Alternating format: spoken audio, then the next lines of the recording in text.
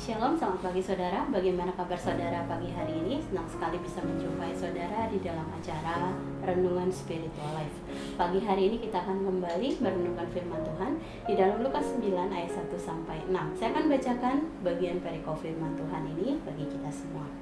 Demikian firman Tuhan. Lukas 9 ayat 1 sampai 6. Maka Yesus memanggil ke-12 muridnya, lalu memberikan tenaga dan kuasa kepada mereka untuk menguasai setan-setan dan untuk menyembuhkan penyakit-penyakit. Dan ia mengutus mereka untuk memberitakan kerajaan Allah dan untuk menyembuhkan orang.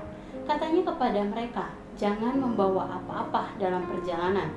Jangan membawa tongkat atau bekal, roti atau uang, atau 2 helai baju. Dan apabila kamu sudah diterima dalam suatu rumah, tinggallah di situ sampai kamu berangkat dari situ.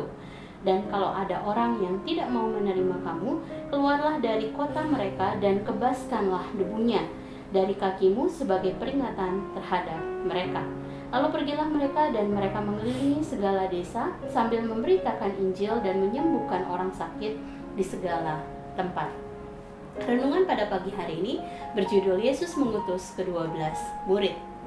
Bapak Ibu Saudara sekalian, dalam kisah Yesus mengutus ke-12 murid, kita dapat mempelajari 2 prinsip di dalam pelayanan, yaitu yang pertama, andalkanlah pemeliharaan Tuhan.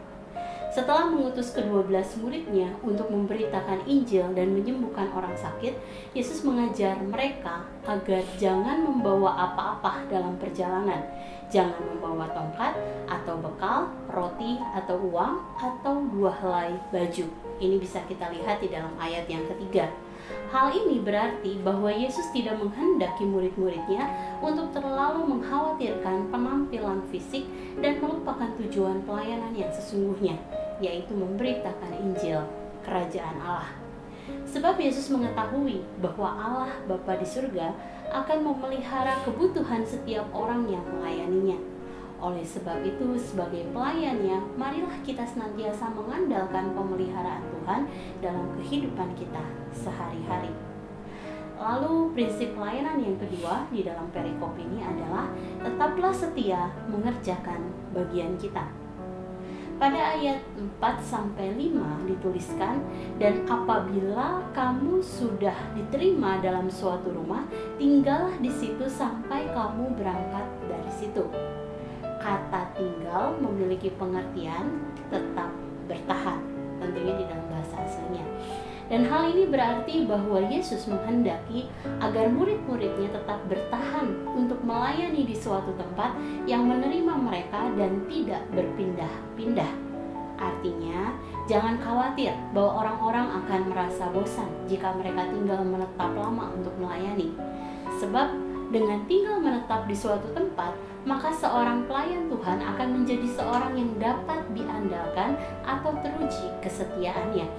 Dengan demikian, saat seseorang membutuhkan pertolongan, maka ia tahu kemana harus menemukan seseorang yang dapat diandalkan. Jika seorang pelayan Tuhan dapat bertahan, maka bahkan musuh-musuhnya tahu bahwa ia tidak akan merasa malu atau takut kepada musuh-musuhnya. Oleh sebab itu, sebagai pelayan Tuhan, jangan mundur hanya karena tantangan dalam pelayanan. Marilah kita tetap bertahan dan jadilah setia serta dapat diandalkan. Saudara, mari sejenak kita merenungkan firman yang baru saja kita dengar. Saudara, apakah kita sudah sepenuhnya mengandalkan pemeliharaan Tuhan dan menjadi setia dalam pelayanan yang Allah percayakan kepada kita? Jika belum, berdoalah dan meminta kepadanya untuk memberikan saudara kekuatan untuk bertumbuh sebagai pelayan Tuhan yang mengandalkannya senantiasa dan setia dalam segala hal yang kita kerjakan.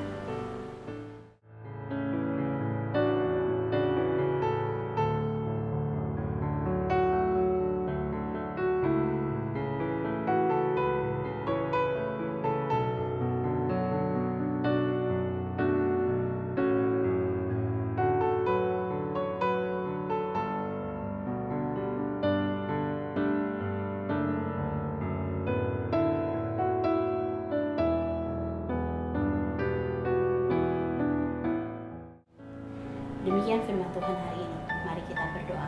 Tuhan, terima kasih satu hari Allah sudah tambahkan di dalam kehidupan kami.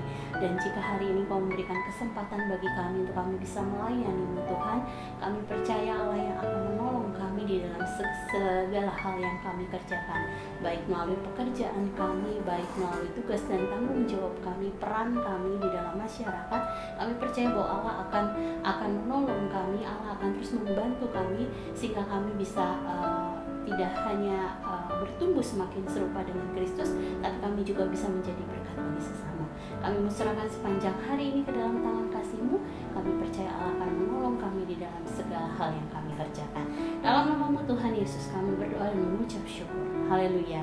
Amin. Selamat pagi saudara, selamat menjalani hari bersama dengan Tuhan. Tuhan Yesus memberkati.